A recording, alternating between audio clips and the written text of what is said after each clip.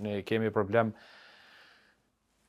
çështën e printimit vendime për shembull. Është një lloj kontrate që është nënshkruar, nuk e di nga cili autoritet që në një farë mënyrë na ka obligu tash që tonerët, vinë disa tonerë të mëdha, të vendosen nëpër korridore dhe secili gjyqtar të ketë qasin ato tonera.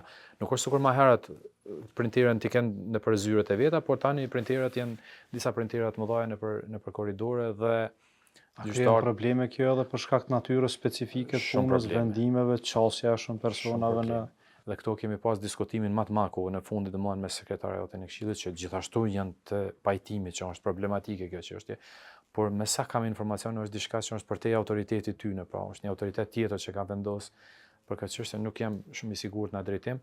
E di që kanë reaguar disa herë, ja u kanë tërheq vërejtjen. Përveç asaj që thatë ju, natyra specifike e disa departamenteve që dokumenti ti mund ndodhë që e printon, derisa shkon atjeve që dikush aty kishe rastësisht e merr, ose mund ndodhë që edhe rastësisht e ka marrë. Po vetë natyra e komunikimit gjyqtarit prej një zyre në fund korridorit, të pas parasysh të mund ndikon në kohë.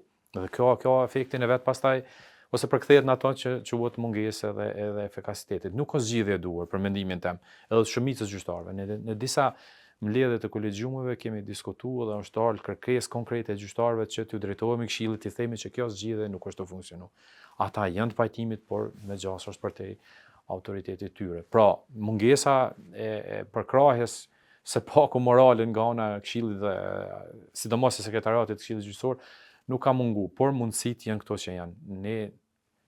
Pallati i Drejtësisë është një objekt jashtëzakonisht i madh. Domthonë sa është mbi tokë, i ka edhe 3 kat nën tokë. Ka probleme të mëdha edhe në atë pjesën e arkivave poshtë.